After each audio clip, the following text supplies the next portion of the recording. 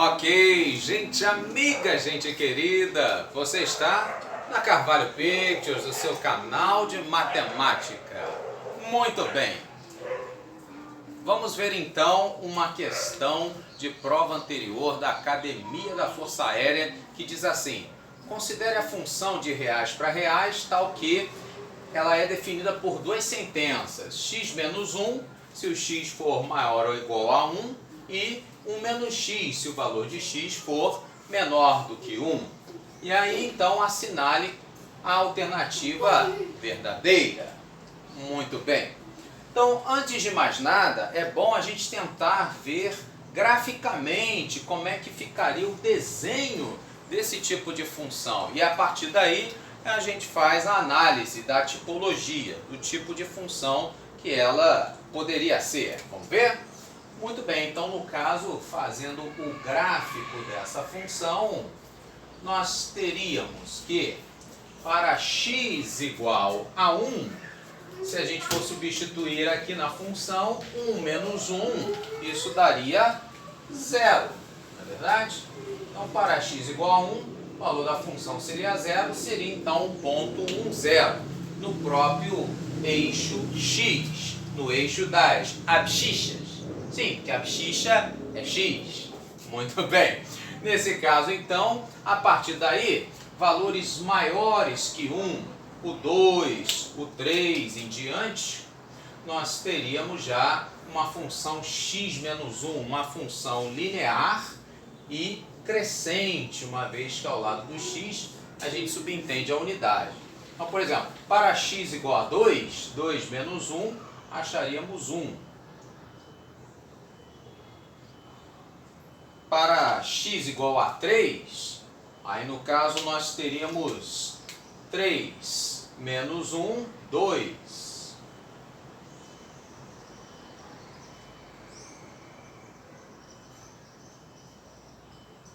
Ou seja, então a partir do 1 em diante, nós teríamos aqui a função x menos 1. No caso, essa parte então, que nós acabamos de desenhar, uma função crescente. Muito bem.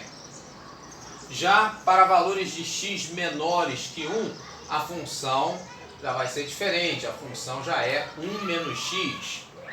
Traduzindo, se x fosse igual a 0, por exemplo, 1 menos 0, já teríamos 1. Seria esse ponto. No caso, se x fosse igual a menos 1, por exemplo, 1 menos menos 1, então ficaria 1 mais 1. Ou seja, nesse caso, então, já nós teríamos o 2.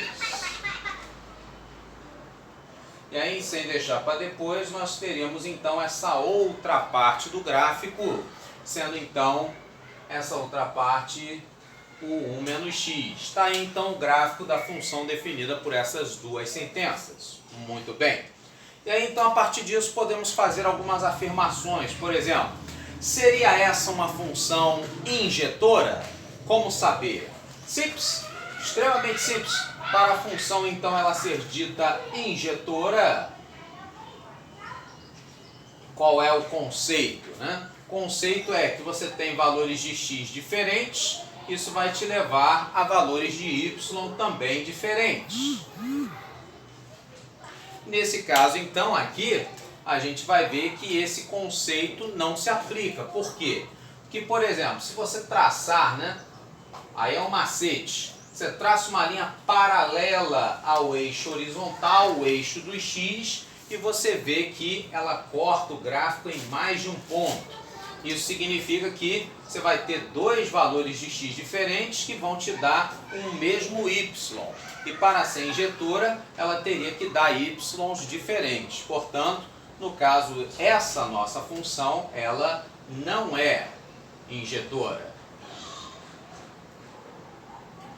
Mas, por exemplo, poderia ser sobrejetora? Aí a gente tem que conhecer a definição de sobrejetora.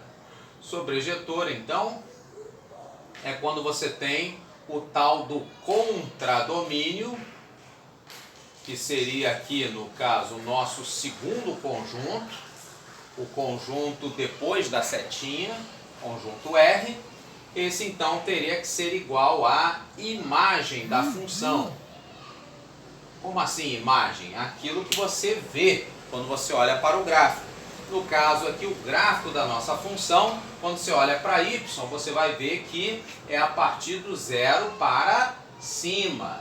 Então aqui, por exemplo, a imagem da nossa função seriam todos os reais o quê? Não negativos, o zero em diante. A imagem então seria R+. Só que a função ele diz que é todos os reais. Portanto, contradomínio e imagem não são a mesma pessoa. Ela então não é sobrejetora. Bom, então se ela não é injetora, também não é sobrejetora, ela não será bijetora. Por quê? Porque bijetora seria a junção dessas duas coisas, né? Bijetora é quando é sobrejetora e injetora ao mesmo tempo. Daí o prefixo bi, né? Bijetora então é sobrejetora mais injetora. No caso, essa daqui então não seria bijetora. Muito bem. Então, com isso, a gente já pode eliminar, por exemplo, o fato de F ser sobrejetora, a letra A, né?